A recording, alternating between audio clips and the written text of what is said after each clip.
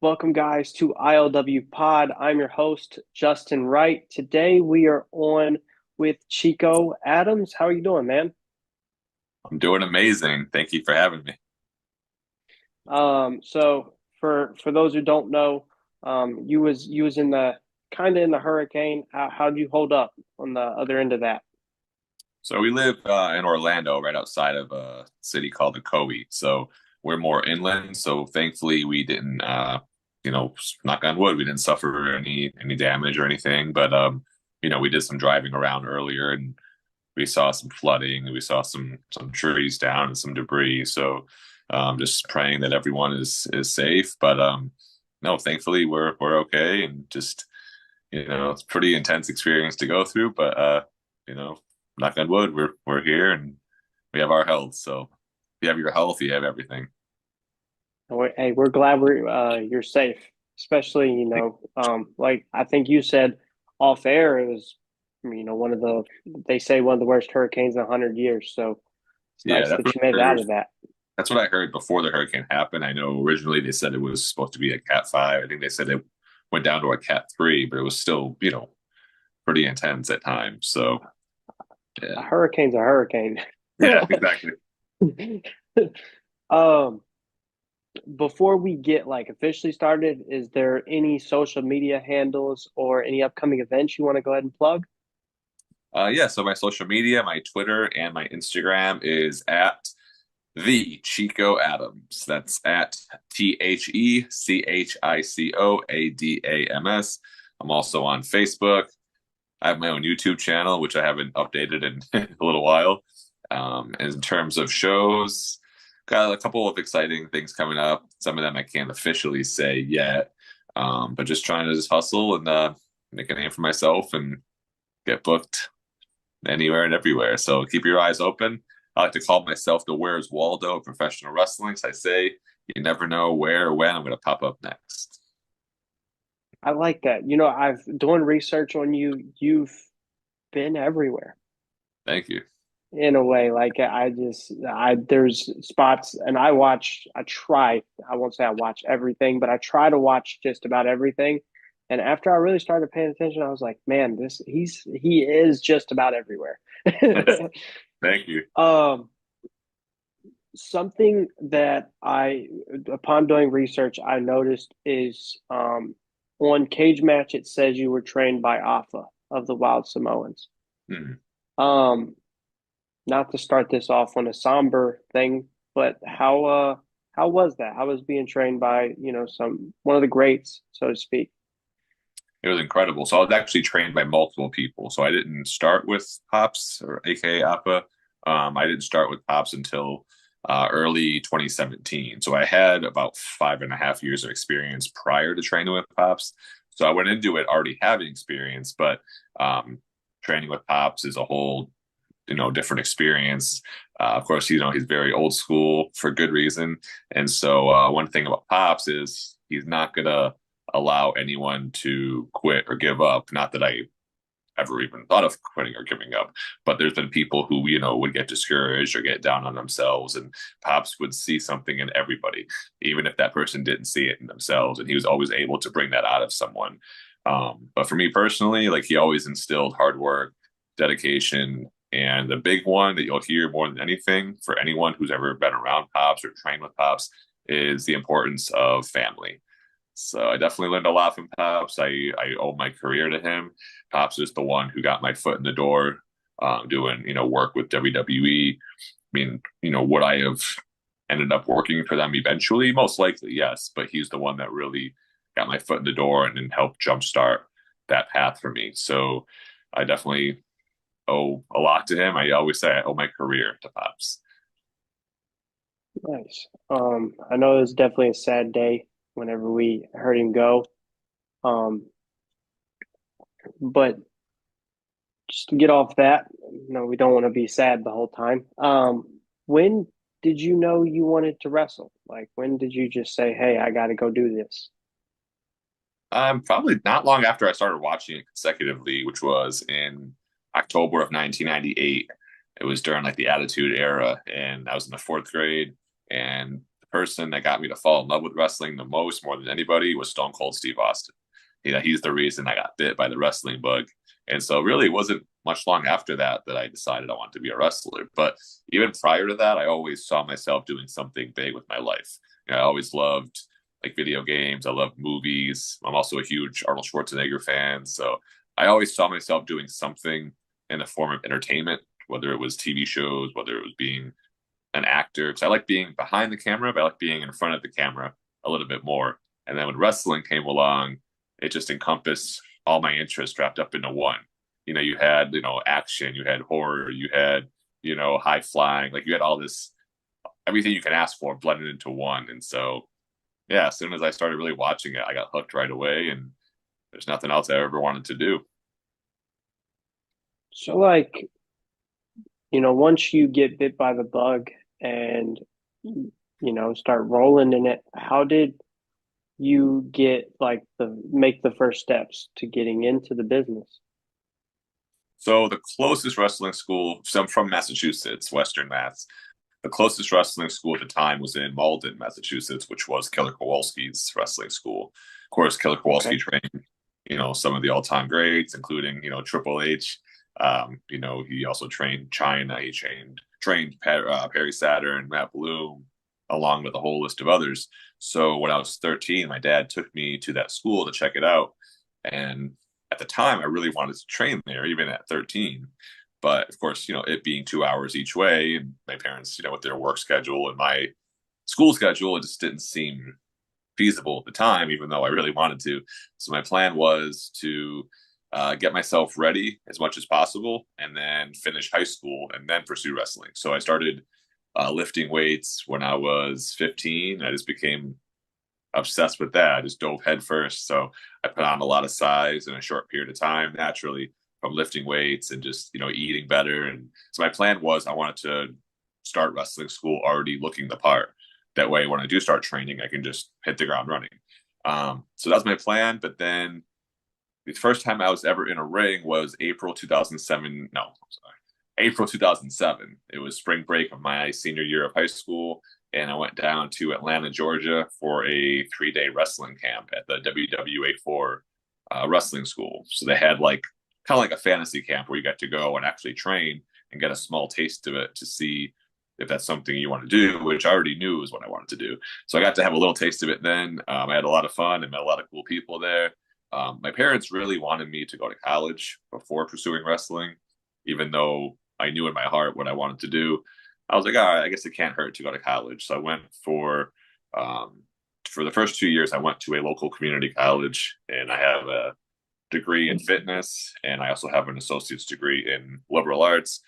And surprisingly, my grades were really good. Like in high school, I didn't really apply myself, and I did all right. But college, I was learning about fitness and nutrition, so I actually started like investing more time into it. And I actually graduated with 2 associate's degrees within 2 years with a 3.7 GPA and part of the Phi Theta Kappa National Honor Society. So my advisor was like, look, with these grades, like you'd be crazy not to want to at least get your bachelor's degree and continue on. I was like, I wasn't planning to, but I'm like, all right, I'm still young enough, might as well get it out of the way. And then, so I always knew I was going to do wrestling school. That never changed. That was always the plan. So then I transferred over to the University of Massachusetts Amherst, where I studied nutrition. And then in May 2011, week after graduating college, I moved to Ocala, Florida, where I trained at this one wrestling school in Ocala. I won't mention specifics or anything, but I was there for 3 months, and then I switched over to a different wrestling school in Orlando, and I got to do some training with Scott Hall, Jesus Rodriguez. So I trained there from September 2011 until late 2016. And then in early 2017, I started training at the Wild Samoan Training Center with Afa, aka Pops. And then I learned as much as I could there. From there, I was with WXW until the school closed. And then beyond that, I still did the shows for them until the last WXW event, which was this past April. And then summer 2020 was August. I started training at the Dungeon with TJ Wilson and Natty Neidhart, aka Natalya. And I was there ever since the first day they opened the doors. and been there ever since. So I've had the pleasure, the privilege of learning from a lot of different great minds and wrestling anywhere and everywhere I can, to be in the ring with the very best because I'm that person. I don't want to be complacent. I don't want to just stay in one spot. I always want to continue to climb up that ladder and be the very best version of myself. Okay. It's a it's a lot. That's a incredible journey, I guess, going That, from, trainer to trainer, and they're all good. Like all thank, excellent. I've heard of every academy you've listed. Um, yeah, and that's not it's counting. crazy. That's not counting like all the dozens upon dozens of seminars I've gone to. That's not counting indie shows I've done or promotions where I've worked for. Those are just the wrestling schools that I've been to. But I also did some training at Pro Wrestling 2.0. I learned from Ace Steel. I learned from Alex Porto. He would also bring in people to do seminars as well. So I've learned from Steve Carino, Hector Guerrero, Sanjay Dutt, Roderick Strong, um, Deanna Parazzo. I mean, these are just people that are coming to mind. There's been so many more than that. Robbie Brookside. I mean, Savio Vega. I think who else has done quite a bit. Kevin Sullivan, who passed away as well this past summer. Rocky Johnson, Gangrel. I mean, I can be here all day naming all the people that I've Goodness. done seminars from and learned from. But yeah, just trying to be a sponge and just take something from each person and put my own spin on it and make it my own. And that alone sounds like a dream. Like being able to soak, I don't know, I love wrestling. So being able to soak all that in would be incredible. So in a way, I guess I envy you, sir. Thank you. uh, I like the name Chico Adams. Is that Scott Hall? So You get, surprisingly, no. I mean, it's funny because I'm a huge Scott Hall fan, huge Razor Ramon fan, and like I mentioned, I did some training with him early on, yeah, so people assume that. But no, Adams is my real last name. The name Chico actually was a nickname I got when I was 10 years old. Actually, not long after I started watching WWE, not long after I decided I wanted to be a wrestler. My sister started calling me that because I was in fourth grade, she was in seventh grade, and she was learning Spanish in school. So that day, she learned that Chico means boy. So she came home from school and was like, hey, Chico. And I was like, hey, what's up? Or she walked past me later on that night, like, hey, what's up, Chico? Or how you doing, Chico? Like, I don't know if she was doing it to help her remember, or if she just was stuck in her head and was fresh and she just started calling me that. And I was like, why are you calling me that for? And she said, I learned it today in school, and Chico means boy, and you're a Chico. So hey, Chico. And I don't think it was meant to be like this like regular nickname. I think it was supposed to be like probably like a one-time thing or a couple of time thing. But then I don't know, it just stuck from there, and she just kept calling me that. And like I mentioned, this was around the time I started watching wrestling, and so I thought, you know what, like I'm going to be a wrestler, like I'm going to use that as my wrestling name, Chico. And I thought I'll combine that with my real last name, Chico Adams. And then yeah, just never went away. And then I played football in high school, and my football coach asked me, he goes, "What's your wrestling name going to be?" And I told him Chico Adams. So then he started calling me Chico because prior to this, no one else called me that. My sister was the only person to ever call me that. But anyway, my football coach would start calling me Chico during like the games and during practice. I think he did it to like motivate me because he knew that I wasn't a football fan. I was always a wrestling fan. So but he would be like, "Come on, Chico," or like, "Get him, Chico." And then of course when he started calling me that, the other football players started calling me that. And then before you know it, like the whole school started calling me that. So by the time I graduated high school, like everyone knew me as Chico. Like the name, my nickname Bobby basically just kind of got fizzled out and I just became Chico from that point on. So but no, it's just I don't know what it is. I just have this connection to that name, and I've never saw myself be going under any other name. I mean, I have used other names, like for example in WWE, they once called me Chucky Viola when I wrestled on NXT. Um, when I wrestled on Raw, they used my real name, but then the commentators started calling me Chico because backstage we did a segment with DX, which was not scripted or anything. It was just on the fly. And Road Dogg asked what our names were, and when he asked me, I didn't know what name we'd be given, so I just said Chico. So he put that over, and then the commentators put it over. So But yeah, so I have used other names before, but it's usually in a situation where they change it for their own, for their own purpose. For example, like a lot of times when you see enhancement matches, they'll give you a completely made up name, or sometimes they use your real name or a combination of the two, and then sometimes they use your work name. But again, it depends. But no, Chico Adams is that's me through and through. I like it. I actually I don't think I've ever heard of another Chico in wrestling. There is some out there. I mean, I found out, after the fact, but there's been other wrestlers. I think there was someone called Chico Alvarez. I'm sure there's been plenty of, Hispanic wrestlers that have used the name Chico. But I don't know of anyone.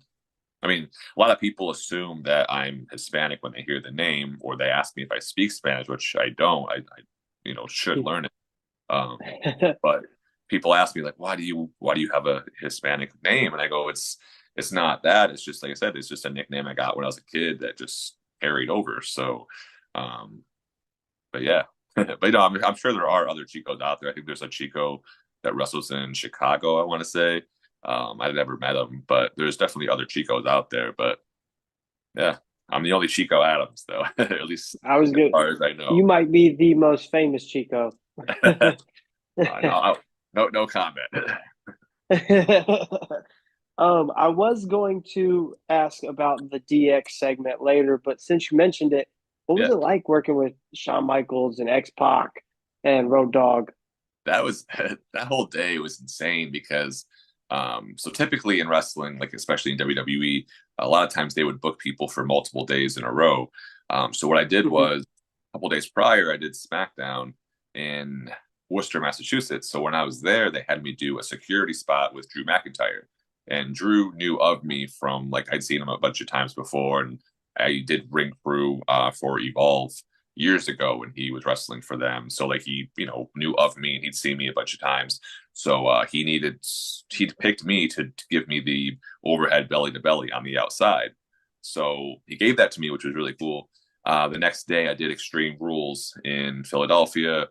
I was off Sunday, and then Monday was Raw in Brooklyn. So I'm driving to the Barclays Center, and the whole time I'm driving, there was no part of me that thought I would be wrestling that night. Not that I was thinking in a negative way. It was just usually when you do like a security spot or a doctor or something like that, and then you get another booking the next day or a few days later, they're not going to use you in two separate roles. They're not going to have the fans think, well, gee, that guy was the security guard 2 nights ago. They want to kind of keep continuity and not, confuse the fans. Yeah. So yeah, I showed up thinking like there's no possible way I'm being used at all. I mean, even as a security, Drew McIntyre just gave me the belly to belly on the outside. There's no way they're gonna have me fresh on TV doing anything else. So I'm just gonna come tonight. I'll probably just, hang out in catering and whatever they need me to do, I'll do it. Then all of a sudden, one of the producers, he came up to me and he was like, "Hey," he's like, "We need you to do a match for us tonight. It'll be you and someone else against Omos." And I was like, "Okay." And then part of me is like, does he? Maybe he doesn't know. And of course, some of the producers are different based on each brand. So I got my hopes up, and I was so excited. But then another part of me is like, don't get your hopes up too much because all it's going to take is for one person to remember that you did that segment with Drew McIntyre that it can get taken away. So I was excited, but I didn't want to get too excited until I was in the ring and I heard the bell because up to that point, anything can happen. I've had it happen multiple times. I'm not complaining where you get told, hey, you have a match. And then, things change, the times get cut. I mean, one time I was in Gorilla about to walk through the curtain for a match, only to be told, hey, we're sorry, your match got cut. Nothing personal. It's just, it happens. So up to this point in time, I was like, you know what, I'm not gonna get my hopes up. I'm gonna be ready. But until I hear that bell ring, anything can happen. So but no, we knock on wood. I mean, the match happened. Like I said, I don't think anyone else, any of the producers or any of the other towns made the connection that I was the same person that did the spot with Drew. I don't know if anyone would even realize that. Had they noticed it, I probably wouldn't have been picked for the match, or maybe I would have gotten switched out for somebody else. But no, everything worked out great. As for the DX segment, this was a really big episode of Raw because it was the 25th anniversary of D-Generation X. And so they told us, like, you guys will be top of the hour, I think the last hour. So if it starts at 8 o'clock, you know, where I am in Florida, your match would be at 10. They did say, like, because it's a big episode, if we do have to cut something, there's a possibility your match could get cut. So just a heads up. So we're like, all right, no problem. We understand. Of course, we don't want that to be the case, but it's out of our Yeah. control at that point. So anyway, so we're me and my partner Joey Ace, who I had met just 2 days prior to that. We're backstage. We're all like we're on cloud nine. We're doing our push-ups. We're getting all warmed up and everything. We're like, man, I can't believe this is happening. This is crazy. Like, yeah, I know. All of a sudden, one of the writers comes up to us and he's like, "Are you guys the match against Omos?" We're like, "Yes." This is probably like 30 minutes before the match was going to take place. He's like, "Yeah, there's been a change." Okay.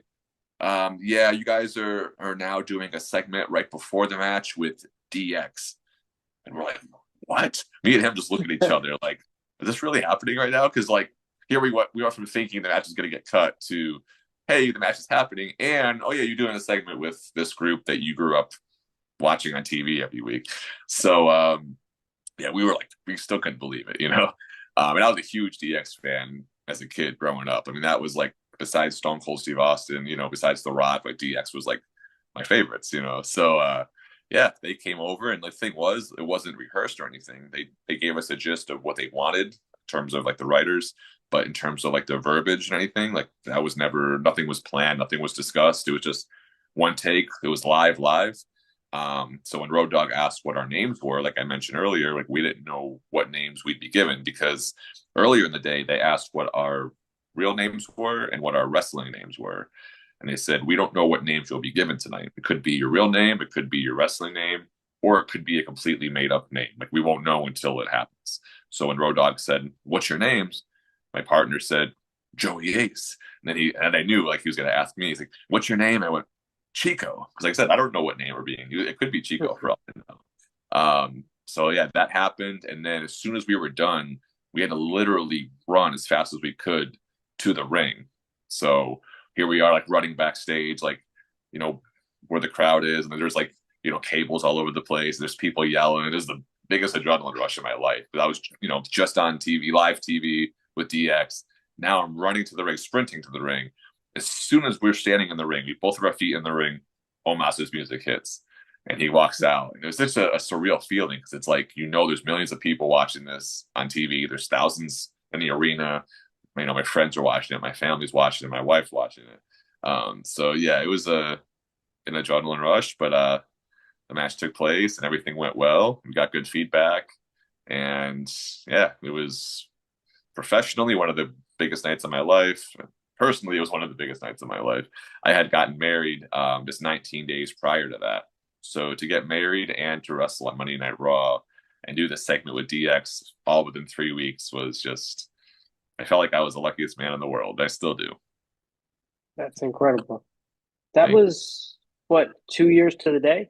Yeah, 2 years today. October Yeah. 10th, 2022 was my Raw anniversary. Nice. You was on Dynamite a couple weeks ago, wasn't you? Yeah, about a month ago, a little over a month About ago. a month ago. It Okay. was in Milwaukee, Wisconsin. I got to do, I was one of MJF's personal security guards. For that, I found out on just days' notice as well. And so flights were, pretty expensive flying into Milwaukee. So I ended up flying into Chicago and then renting a car and driving an hour and a half there. So, um, you know, with WWE, with AEW, a lot of times, like for extra work, they'll book guys locally, but I'm that person that I'm a go getter. I'm not one to sit back and wait. I'm like, hey, I'll fly myself all over the country. I'll go to Texas. I'll go to, Chicago, Philadelphia, Massachusetts, New York. Like I've been to, I think, between 15 and to 20 states just from extra work, not counting indie shows, just wanting to get my name out there as much as possible. So there's been times where I've lost money, due to travel, but that's the risk I'm willing to take if it means getting one step closer and getting my face out there. What would you say like the differences between doing like an AEW versus like a WWE show? The difference is they're very similar in a lot of ways, just because you're for at least for me, like you're brought in as an extra. You're not under contract. You're there to do whatever they need of you, whether it's a match, whether it's security, whether it's to uh, seat fill, like where you're basically sitting in the crowd as a fan, like cheering and booing. But it's very similar. I mean, there's catering. There's you have to be there at a certain time, and I always make it a point to try to be one of the first ones there, if not the first one there, and the last one to leave. But yeah, no, it's very similar. It's different but similar at the same time. Of course, WWE has been around a lot longer, but at the same time, AEW it's very similar in terms of how things are ran. And at the end of the day, like it's professional wrestling any way you look at it. Some companies might have a different budget, or some might have a different level of production, but at the same time, it's like you know a wheel will always be a wheel, but at the same time, like professional wrestling will always be pro wrestling, but at the same time, it's also sports entertainment as well. So you have different levels of, like I said, production, media, cameras, things like that, arenas. So it's crazy to see the similarities, but also the differences as well between, WWE, AEW, and then of course the indies. They all have something similar about it, but I remember like years ago, one of the referees who's now working at WWE, he was also doing some stuff in the Indies. And this is before I ever done anything with WWE or any major company. And he was like, people always put the major companies on a pedestal, but he goes, at the end of the day, it's all the same in terms of, professional wrestling. It's all how you conduct yourself being a professional, the performance that you put on. Like there's people think that, oh, it's WWE, so I have to put this much effort in. He's like, you should put that same level of effort into everything, whether it's indies, whether it's WWE, whether it's AEW, TNA. Just treat every company the same and just be the absolute best you can be inside the ring and out, and you'll never go wrong. So that's advice that I've always took to heart. So no matter what company I'm booked for, I always do my best to go all out and be a true pro inside the ring and out. Okay. Another thing I noticed is you've done work with MLW. Hmm. What's it like working with those guys? I've never had anybody on the show that's, been on an MLW show before. So I worked their first show that they did back, I think it was October of 2017. It was at the Guilt nightclub in Orlando, Florida, just minutes from where I was living at the time. The first show I did security, and then so I have a couple of cats that are being a little reckless right now. So the first show I did security. A couple of shows later, I wrestled Barrington Hughes. That was my official MLW debut match. I think that was January of 2018. And then the next show I did for them was not until a year later. It was at the ECW Arena in Philadelphia. It was Jacob Fatu's debut match, which ended up not airing. So it was me and another wrestler from Florida versus Jacob Fatu and his partner, Joey Cabibo. But for some reason, there was some kind of issue where they couldn't air the match. I think something to do with the network. I'm not sure the exact reason, but so the show after that, a month later in Cicero, which is right outside of Chicago, they're like, hey, we're going to do the same match basically again. My partner that I teamed with the first time, he couldn't make it. So I ended up teaming up with Vertigo Rivera, which is, he was one of the trainers at the Wild Samoan Training Center. We're good friends. We've wrestled each other before. We've teamed up before. So it was myself and Vertigo against Jacob Fatu and Joey Cabibo. And this was considered Jacob Fatu's official debut. But it actually worked out even better because the match happened and the fans started rioting after the match. They were throwing stuff in the ring. I mean, you remember when Hulk Hogan turned heel in WCW when the fans were, it was very similar to that, where like there was people like trying to jump the guardrails. I mean, they got so much heat. And then when a couple of the paramedics were picking me up, I'm on the stretcher and Jacob Fatu does a moonsault onto me while I'm laying on the stretcher in midair. So it went over very well and even worked out better than the Philadelphia show. So that was the last official match I've had for them.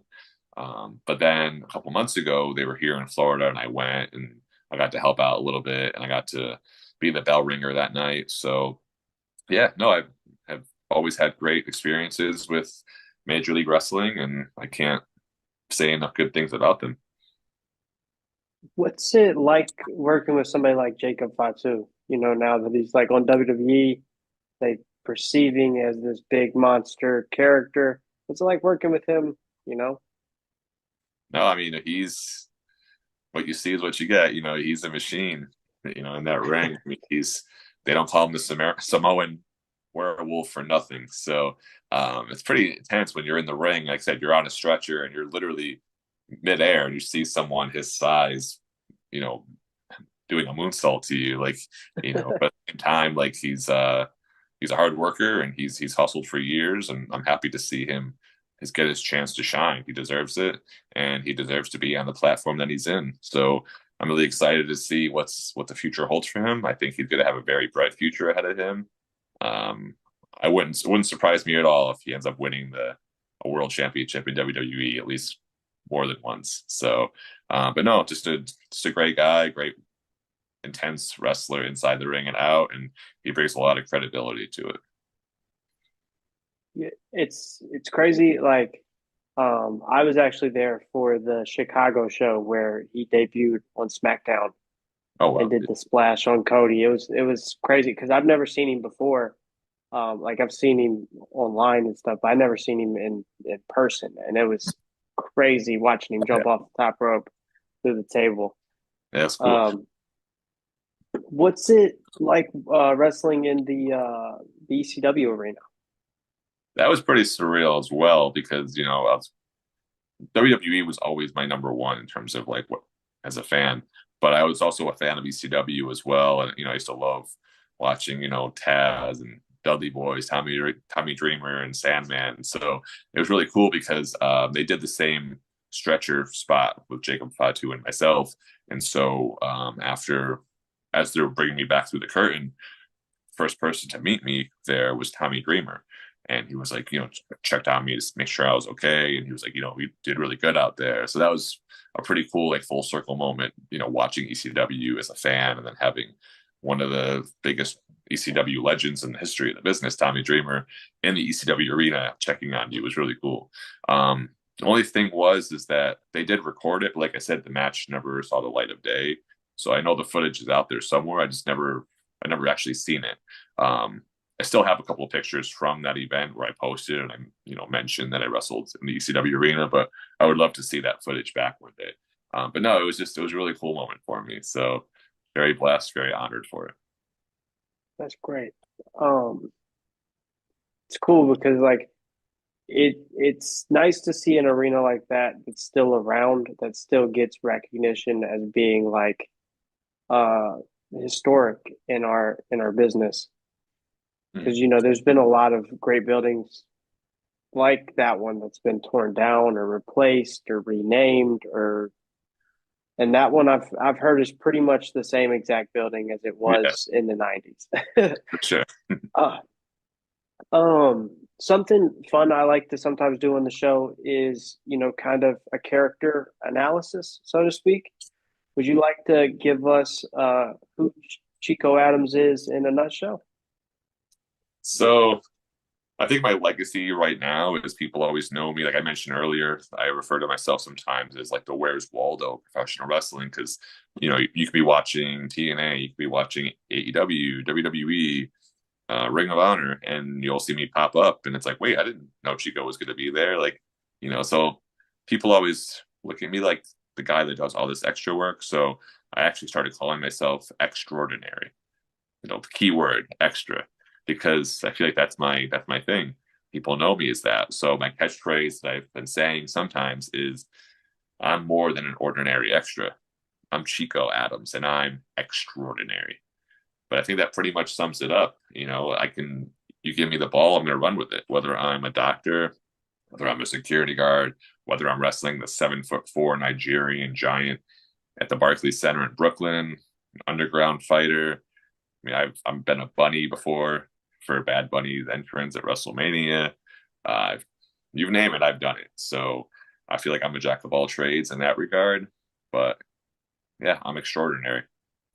But I do have another character that I have in the works that I may be debuting sooner rather than later. So I can't say too much right now, but I think it might get some people talking. But I think by the end of the year or even early next year, you'll see it.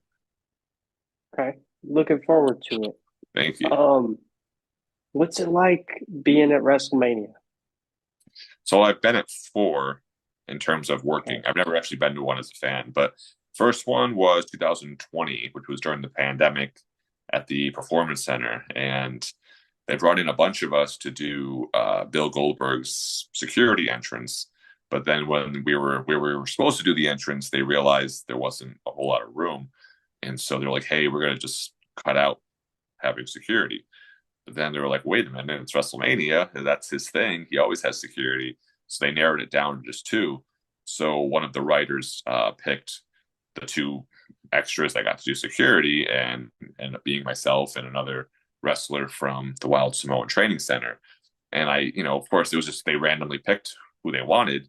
And of course, I can feel the tension from some of the other extras because they were like, bummed out that they didn't get picked for it. But I think what it was, me and the other guy, we were the two shortest, stockiest ones. I mean, I'm like 5'10", maybe 6 feet wearing shoes. Goldberg, he's a bigger guy, but he's not super tall. So they didn't want, security guards that were similar height or taller than him. They wanted to make him look as big as possible. So I think that was the main reason why we got picked. But yeah, that was really cool getting to be Goldberg security, but also it was filmed over a week in advance. So it was cool, like knowing, like, okay, next Saturday I'm going to be on WrestleMania, but I couldn't say anything. I had to. The anticipation was really cool.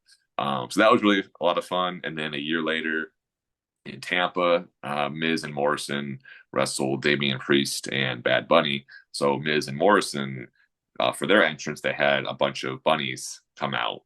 So that was a lot of fun because I remember like earlier in the day we had to rehearse that, and it was pretty hot that day and we're all out there like wearing these, big heavy bunny suits. You couldn't really see too well. And they had us like hop out to the ring and we're in the ring like hopping. Like, all right, guys, come on, keep jumping, keep jumping. We're like jumping up a storm. And I think like we're all thinking like, we're not, I think someone told me that it was, they did it almost as a rib where they kind of had us like jump longer than we probably were supposed to just to like kind of mess with us. I don't know if that's true.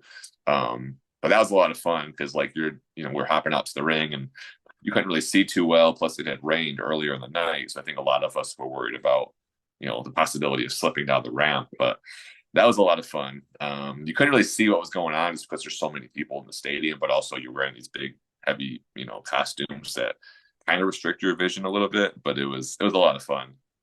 2022 in Dallas, I got to go out there. I did SmackDown on a Friday. I did Mania Saturday, Mania Sunday, the Raw after Mania Monday, and then I flew back, went straight to the PC for NXT. So I did 5 days in a row of extra work, which was a lot of fun. We didn't get used that WrestleMania, but being there and just seeing the size of the stadium and seeing how all the moving parts to see like all the number of people and everything that goes into that, it's incredible. It really is. And then this past year, I was asked if I wanted to go to WrestleMania to do Drew McIntyre's entrance. So we didn't know what it was for, but they told us like if you can. They said if anyone gets this email, if you don't have facial hair, try to grow a beard as soon as you can or grow as long as you can. So thankfully, I already had the beard. I just made sure not to trim it up or anything.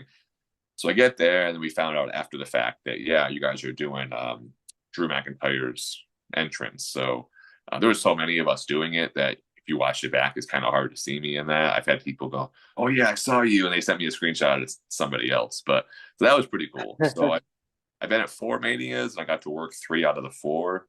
Um, but yeah, it was just a lot of fun being there, and just like I said, to see it being the Super Bowl of wrestling, to the biggest night of the year, biggest 2 nights of the year, just to see all that goes into that and to see, people traveling from all around the world, all different countries for this spectacle. It was I have no words. Nice. It's cool because like people dream of being on Mania, and like four in a row is great. Even at like an extra level, like 'cause some people never even get to go as a fan. So being to Yeah. be on the show must feel incredible. Thank you. Yeah, I didn't do 2013. I didn't do last year's. I had a buddy of mine that went out, did it. He was one of the guys that did Dominic Mysterio's entrance. He was one of the cops. So yeah, Okay. I technically I didn't do four in a row. I did three in a Well, row. Then didn't do yeah, 2015. I did this past years, but just to be doing anything on any WrestleMania, it was just to be there in general was a same. huge honor. So So another thing I've noticed that was cool is you've pretty much worked for like every major promotion in the U.S. in some capacity, Um, or at least most of in them. some capacity. Like I think, correct me if I'm wrong, TNA might be the only one that you haven't done extra work for. So no, actually, I have done quite a few. I've done extra work quite a few times for Okay, them. I've done security. The only thing is I haven't had a match with TNA. That's a major goal okay, of mine this year. Um, but I've done I think five different loops in the last 2 years. But I also did extra work back when they were at Universal Studios back in 2016, 2017. But the most recent one I did was in Tampa in early August. And then the time before that, I did um, was it Newport, Kentucky back in May. I got to do a security spot with PCO. So I have done extra work, thankfully. I've been very blessed to do that. But yeah, major goal of mine is to have a match with TNA this year. That'd be awesome. I might be there next month in North Carolina, so you never know. would you say it's a goal to be on one or multiple of those shows as like a full-time competitor? Oh, for sure. Yeah, my ultimate goal ever since I was 10 years old is to sign with the WWE and wrestle for them full time. I mean, that's the goal of most people in the business, but at the same time, I just want to be able to wrestle full time. And I always say, as long as I have my health, I have everything. So if I'm signed, I have my health, and if I'm having fun, then that's what it's all about at the end of the day. Whether I'm wrestling full time for WWE or AEW, TNA, I've done some matches with NWA. I was there last weekend. I love the atmosphere there. I love the production. I love the talent they have. So I mean, as long as I'm wrestling full time and I have my health and I'm happy and I'm doing what I love, then that's what it's all about. Especially if I can inspire others in the process, then it's win-win. Um, I guess I was going to ask this earlier and I Yeah, spaced. no problem. You've you mentioned working with the Dungeon and Natty and Tyson Kidd or TJ. What's that like? How like what's it like working with hearts, so to speak? No, it's been absolutely incredible. Like I mentioned, like I started the first day they ever had training at all was August of 2020, and I got invited to train with them. We had a mutual friend, and so I made it a point to be there every single time there was training. The only time they've ever missed training is if I'm literally in another state doing extra work, or I've never just said, hey, you know what, I don't feel like going tonight. No, I'm there every single time they had it. During the pandemic, we were training 3 times a week every week, and it was in, I can't say the exact location, but it's right outside of Tampa. So, and I live in Orlando, so I would drive an hour and a half, 2 hours each way, 3 times a week, every week, just to train there. Back when they went on the road full time after the pandemic, kind of, I don't want to say it was over, but I mean, when they started transitioning back to being on the road full time, we started training once a week on Wednesdays. But even then, I'm there every single week. I have a key, so a lot of times I'm the first one there, or one of the first ones there, and I'm usually the last one out the door. But same thing, I just try to be a sponge, and it's nice too because you're in the ring with people of all different experience levels, all different sizes. I mean, you never know who's going to come through. We have people from, of course, WWE, but we have people from AEW, TNA, people that are in town passing through. So you're getting the chance to learn from the very best and be in the ring with the very best. And so it pushes you to become better yourself.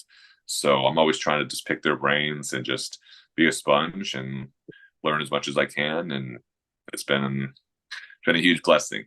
Sometimes I wonder what I did to be so lucky to have that privilege. But then I also realize that it just takes a lot of hard work and making connections along the way. And I don't want to sound cocky, but I feel like I earned the right to train there, and I'm not going to take that for granted. I'm going to be there as much as I can, and you know, see what comes of it. But if nothing else, though, I've learned so much from them, and TJ and Natty are both great people. They've done so much to give back, and they don't even have to. That's the thing. Like they literally dedicate their day off, their night off to help others get better, to have an outlet for other people to come and train and learn from them, which again, they don't even have to do that. They're paying their own money to have that ring there and pay for the rent and everything else. So um yeah, I'm just very blessed to be there, and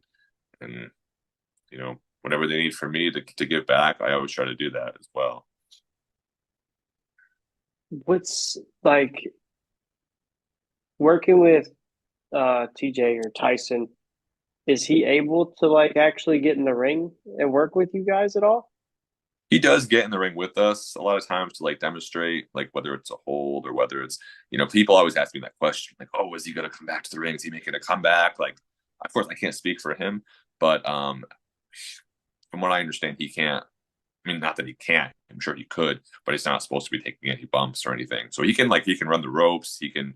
I've seen him springboard into the ring. I've seen him, do like certain rolls or like, certain submissions, certain holds, things like that. So he works around his limitations. He just can't take any bumps, because of his neck. So, but no, he does get in the ring when he can, and he does what he can to help demonstrate things for us, which same thing, he doesn't have to, but he does. But for people that say, oh, he's making a comeback, he's going to wrestle again, like, again, I can't speak for him. But I think at the end of the day, like, he's very happy doing what he's doing, and he's making a huge difference as a producer. And he's just, he's amazing to learn from. He's amazing to talk to. He's just the wealth of knowledge that he has is just, I don't think anyone could touch him in that regard. I was just asking as far as like I think it's cool that he was I mean even able to recover enough to get in the ring and put a submission on from what I've heard of the severity of the injury. And it's definitely cool that you've got to be able to work with him and learn from him because I mean he is amazing at what he Yeah. does. Well, if you follow like Natty or TJ at their stories, like Natty will a lot of times post like clips of us from training. So anytime TJ's in the ring doing anything with us, like she'll usually post it. So what you see, that's what he does. Like he'll show us Okay. a submission, or but it's not like he's taking moves in that, and it's not being, no, like what you see, that's what he's doing. So I just don't want people out there like, oh, he's wrestling again, because again, Definitely. I can't speak for him, but like I said, he's very happy doing what he's doing, and you know, we're all just so blessed and honored to have them and to learn from them, because anyone that comes out of the dungeon, anyone that goes there is walking out better than they were when they came in. Natty always says 1% better every single week, and it's true. If you put the work in, you apply yourself, like, you're bound to get better. I like that. Um in in wrestling, you hear a lot of people are inspired by others. Is there anybody you would say or anything that inspires you? Um, so I mentioned Stone Cold Steve Austin as being like my main, like, it's because of Stone Cold Steve Austin I got bit by the wrestling bug, which led to the idea of me being a pro wrestler myself. So sorry about that. So Stone Cold Steve Austin definitely inspired me to pursue wrestling. Another inspiration of mine is my grandfather, who was he was in the World War II, and he was really big on hard work and dedication and things like that. Pops off of the Wild Samoan, he's another huge inspiration of mine. Said TJ, Natty. I mean, anyone that instills hard work and dedication and was believing in yourself, being a true workhorse. So I'm inspired by a lot of people, but I've always been just very self motivated as well. Ever since I was a kid, I've always been very ambitious and just wanting to live the absolute best life I can be, and then leave a legacy behind that can inspire others. Thanks. A fun thing I like to do before we wrap it up is ask your guys' opinion on who would be on the Mount Rushmore of pro wrestling. You got a answer for it? Yeah, absolutely. So there's a lot of people that come to mind. I don't want to like leave anybody out, and I don't want to be disrespectful and have anyone go, oh, I can't believe he didn't mention this person or he mentioned that person. This is just my opinion based on, um, first and foremost, Hulk Hogan, just because you see the way he helped revolutionize professional wrestling and in the 80s and the early 90s. Another one, I have to said it many times, but Stone Cold Steve Austin. So far we have Hulk Hogan, we have Stone Cold Steve Austin. I have to say John Cena, just because for him to be on top for as many years as he was, but also too like outside of the ring as well. I mean, he's granted more wishes for the Make a Wish Foundation than anybody in history. So same thing for someone to be on top for that long, and but also to be a good role model for others. And I think it's always the trying to figure out the fourth person is always the hardest. I have to say the Undertaker, just because to I me love that answer.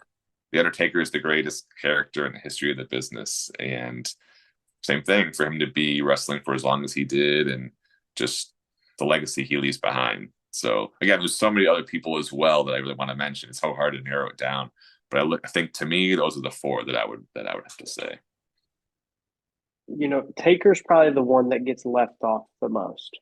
Yeah, I, It I might think deserve being on there. I don't want to say the most, but more than a lot of the other people that are thrown into that argument. Taker is, I don't think he gets credit because he's the Undertaker, but in that GOAT aspect, I don't think he gets talked about enough. for sure.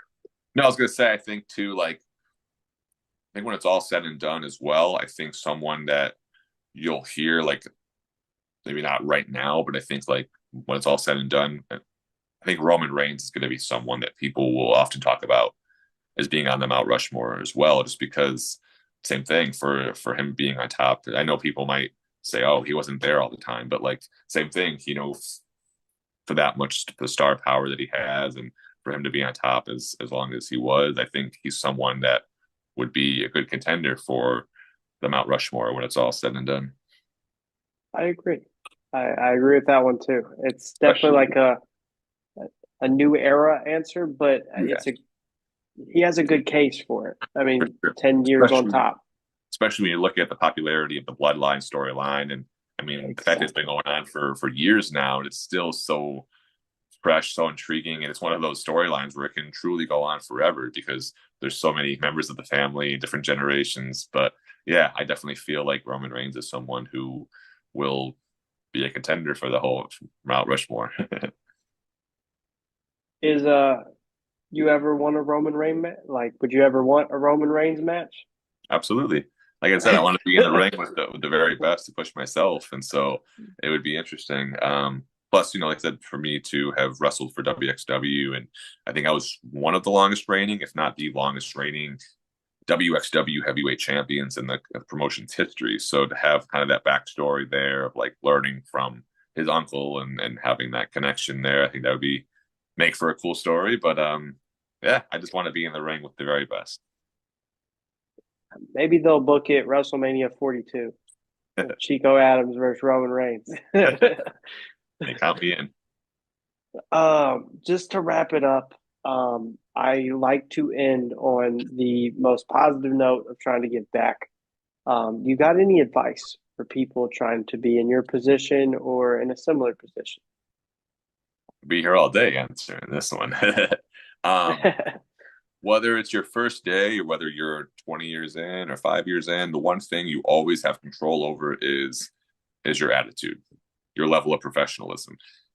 Just be a good person, be respectful, um, just be the absolute best person you can be, not just in the ring but outside the ring as well. I've seen so many talented people and even people that aren't talented sometimes throw their careers away because of their actions outside the ring or maybe things they post on social media. Or just remember, when you're a professional wrestler, you're always on from the second you wake up to the second you go to bed. So you might be out in public and you might say something or do something that can come back to haunt you, that could literally end your career right then and there. So just be a good person. You have to understand whether you want to be or not. You're a role model to other people. There's always people watching you and looking up to you, And so just be the absolute best person that you can be. Always be respectful to everyone, always, no matter what. Ears open, mouth shut, learn from as many people as you can. When you're doing indies, just try to work as many places as possible, get your name out there, find your niche. There's thousands upon thousands of people trying to do this, and it's very competitive, and opportunities are few and far between. So if you get an opportunity, make the most of it, but also find ways to stand out, not just in terms of your wrestling skills, but also your physique, your look, your promo skills, your social media presence. I mean, there's so much more than just being a good wrestler that goes into that. So yeah, just find something. Everyone has that one quality that they have. You have to figure there's what, over 8 billion people in the world. There's only one of you. So find what works for you and just make the most of that. Turn the volume up to, they say, to 11, turn it up to 100, turn it up to beyond that. Just be the absolute best version of yourself that you can be every single day, inside the ring and out. And if you truly want to make it, you'll find a way. And if not, you'll find an excuse. Okay, fair enough. Um, Once again, man, I want to say thank you for coming on the show. It was a fun one. Absolutely. Thanks for having That's me. I had a blast. It I went by fast I too. I feel like we've just scraped the surface on the Chico Adams story and where he's going to go. So hopefully we can get a part two later on down the line after Yes. you're WWE champion. I'd be honored to. All right. Thank you, man, once again. Maybe we'll see you again on here. Looking forward to it. All right. You have a good one, man. You as well. Thank you. Have a great weekend.